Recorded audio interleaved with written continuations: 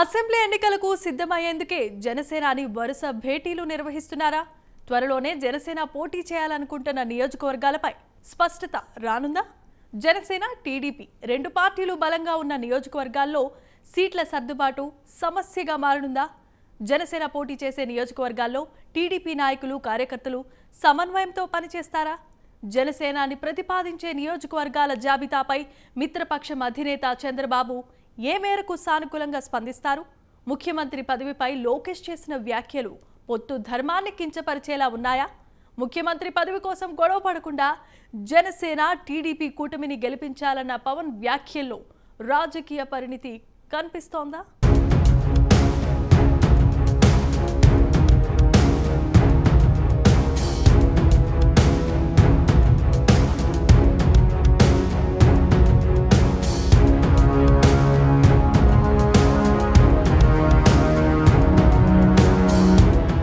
ఆంధ్రప్రదేశ్ రాష్ట్రంలో అసెంబ్లీ, పార్లమెంటులకు ఎన్నికలు సమీపిస్తున్న నేపథ్యంలో జనసేన అధినేత పవన్ కళ్యాణ్ పార్టీ నాయకులతో వరుసగా భేటీ అవుతూ కీలక చర్చలు జరుపుతున్నారు.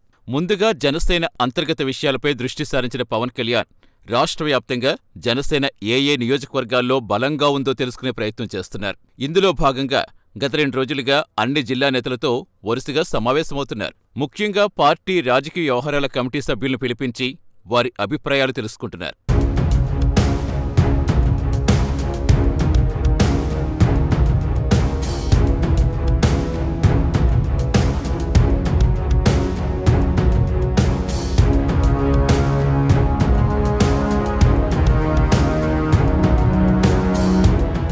చర్చల్లో ప్రధానంగా జనసేన బలంగా ఉన్న నియోజకవర్గాలపైన, అక్కడి నేతల పనితీరుపైన పవన్ ఆరా తీసినట్టు తెలుస్తోంది.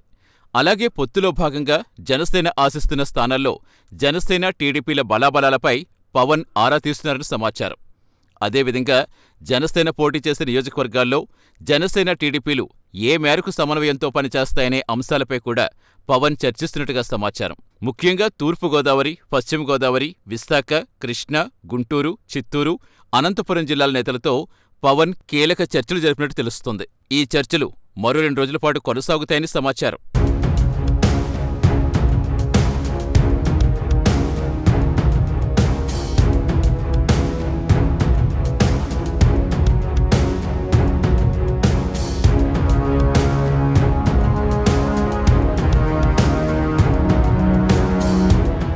రాష్ట్ర వ్యాప్తంగా జనసేన బలంగా ఉన్న నియోజకవర్గాలు ఎంపిక చేసి ఆ స్థానాలన్నింటిలో పోటీ చేయాలని పవన్ కళ్యాణ్ భావిస్తున్నట్టు సమాచారం. వీటిలో విశాఖపట్నం, తూర్పుగోదావరి, పశ్చిమ గోదావరి జిల్లాలో మెజార్టీ స్థానాల్లో, కృష్ణా, గుంటూరు, విజయనగరం జిల్లాలో గణనీయమైన సంఖ్యలోనూ, మిగిలిన జిల్లాల్లో కనీస ప్రాతినిధ్యం ఉండేలా జనసేన అభ్యర్థులు బరిలోకి దిగాలని పవన్ భావిస్తున్నట్టుగా సమాచారం.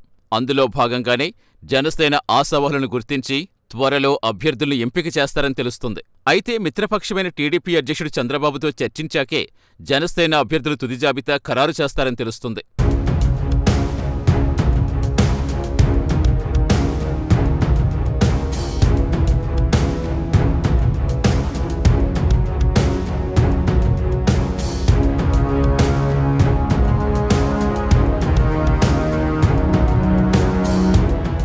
మరోవైపు ముఖ్యమంత్రి పదవి గురించి లోకేష్ చేసిన వ్యాఖ్యలు, వాటిపై హరిరామజోగయ్య స్పందన తదితర అంశాలపైన పవన్ చర్చించినట్టుగా సమాచారం.